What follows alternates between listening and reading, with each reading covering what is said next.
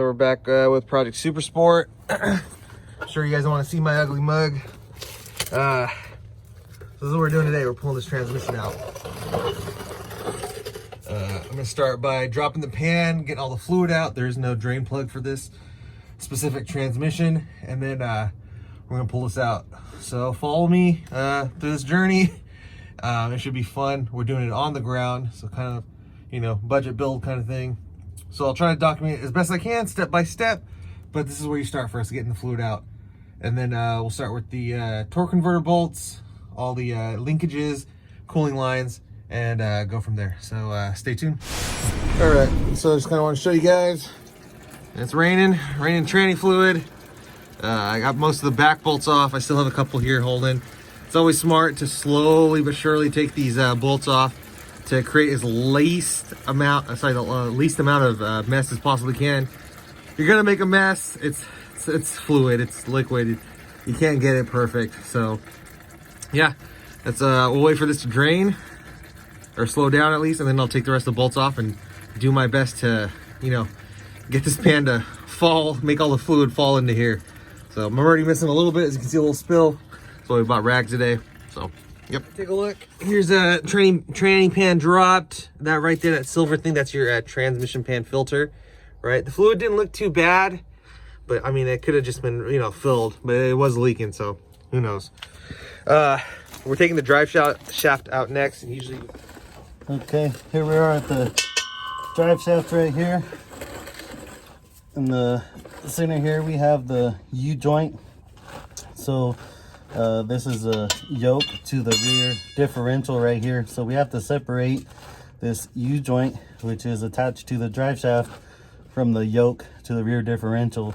So these little straps right here on each side that go on top of the caps to the U-joint that hold the drive shaft to the yoke, which holds it to the differential. So if you can see right here, it's wet. There's some fluid. There's a seal right here, the pinion shaft seal that's leaking, so we'll have to address that. But for now, we have to get the drive shaft out in order to get the transmission out. So a couple of bolts here. So the transmission is in park, so this doesn't spin, so we can get this off. Take this side off. Take this side off. We may have to put the transmission in neutral in order to get these off, but we'll see. I think it's going to come off just fine.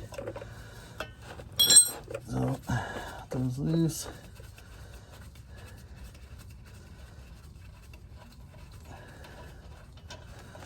Just one bolt. They're not all that big, but they don't need to be.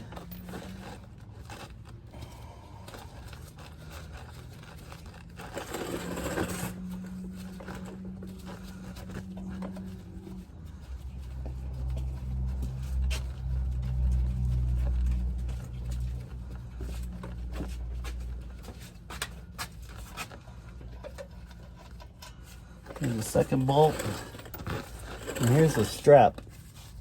Here's the strap that holds the U-joint from the drive shaft to the yoke on the rear end. So there's two of these, one on each side.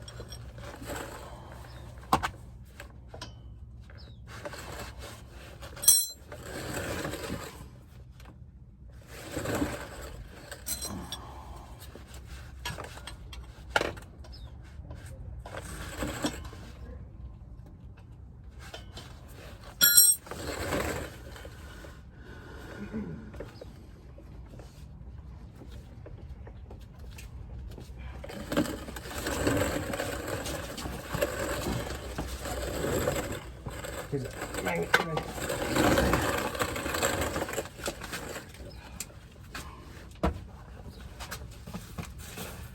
Are you able to get him loose? Yep, we're on candid camera right now. Oh, so sweet. Still working on the last bolt. So was it a 7/16? Yes, it was. Nice. I'm surprised that they were 6-point. I know, this is old school. I don't think they were into the 12-point stuff yet, apparently. Man, this bolt is just being a pain.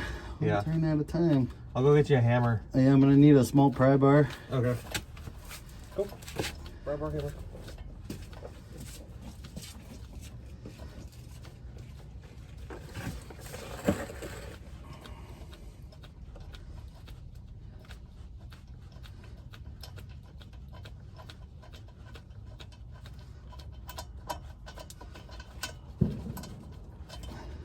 Sweet, that's the last bolt and strap. It's in my magnet tray. I won't lose them. My wrenches out of the way.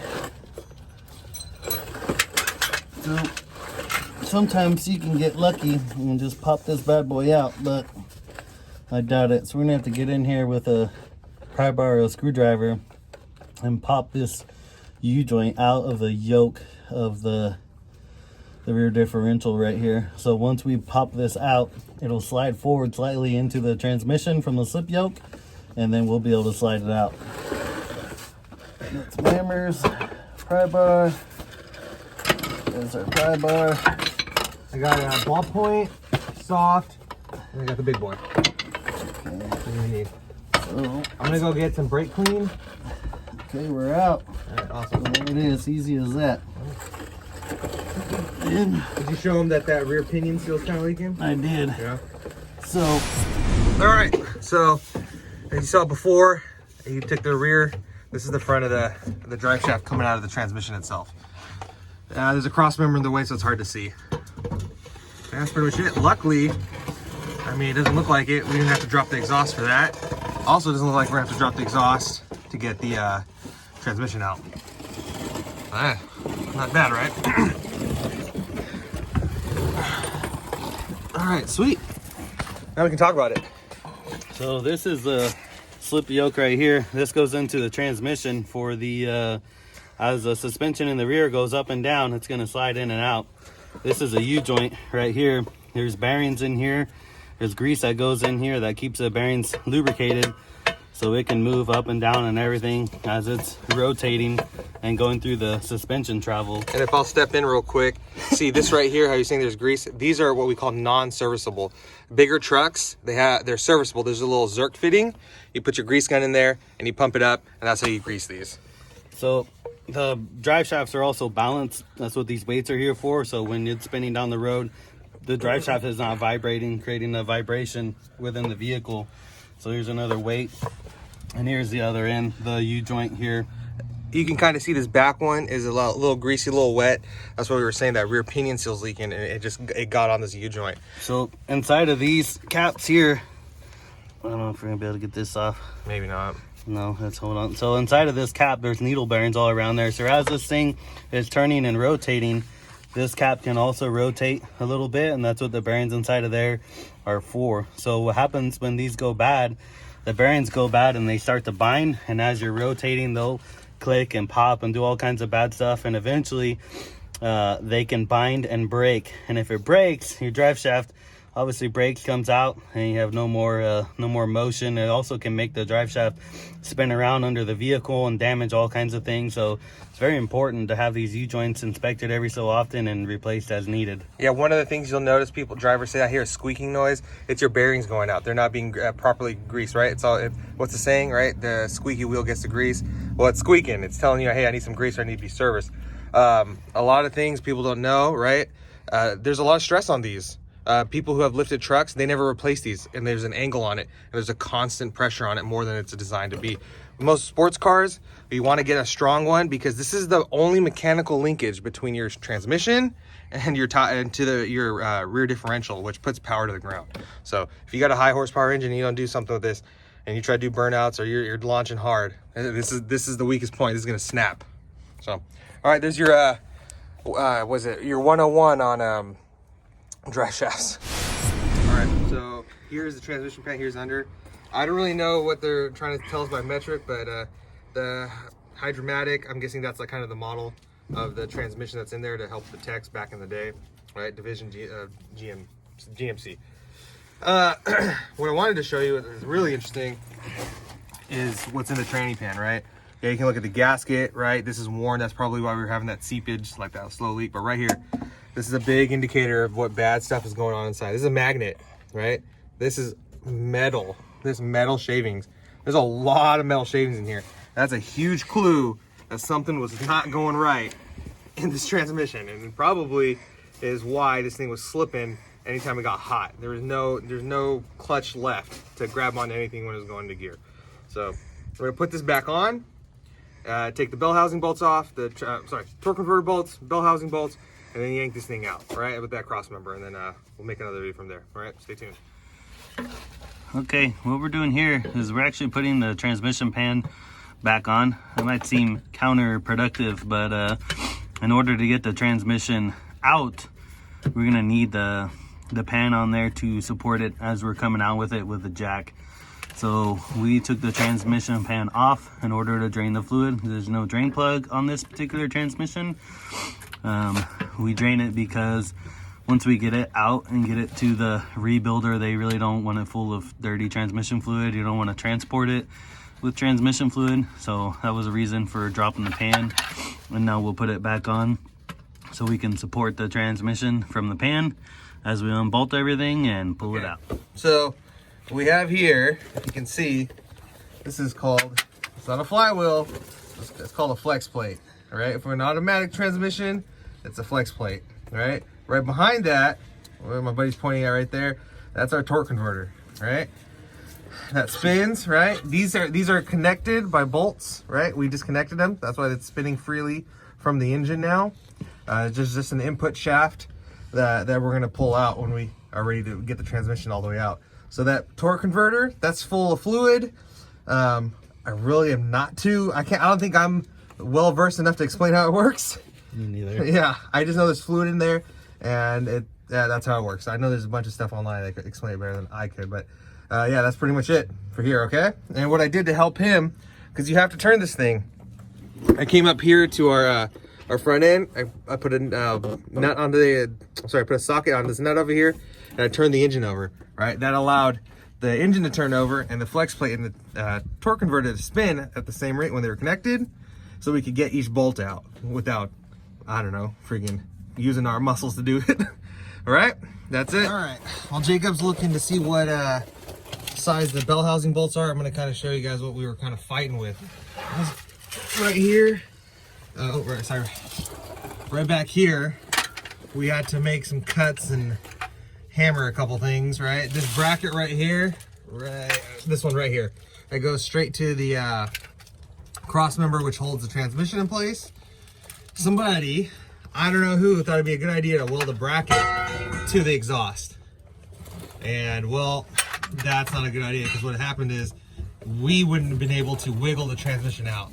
So it was something we had to fight, and we'll probably have to replace that in the future when we're coming back. All right, so we're getting close to coming out. What Jake's doing right now is he's tying this ratchet strap to the transmission to our jack to help stabilize it when we're coming down. We gotta get the bell housing bolts out, like I said earlier, and then we'll be able to slowly, wiggle our way backwards and down. What we'll probably have to do after that is lightly and gently lay it on the ground, and then what we'll do is we'll roll it up, put a piece of cardboard under it, and then drag the transmission out. Hopefully not making too big of a mess. Like I said earlier, the torque converter right there, that's gonna be full of transmission fluid. I'm curious to see how the fluid looks inside of that thing. We're pretty close to getting the transmission out here.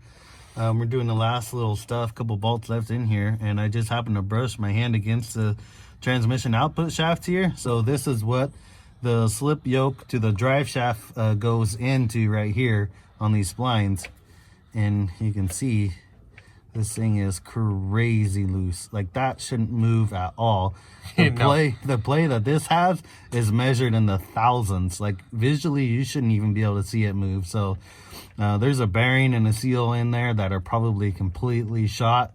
So this transmission is totally donezo with that, like that. So the man who's going to be dissecting this transmission, he's probably going to pull it apart and kind of be speechless, if anything.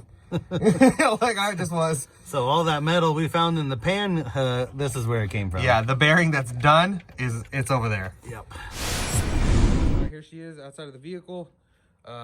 Just kind of wanted to show you guys the torque converter and how it looks outside. So these 3 holes right here, this is where the torque converter bolts go. This is what attaches to the back of the engine, and it's pretty much the beginning of your drivetrain.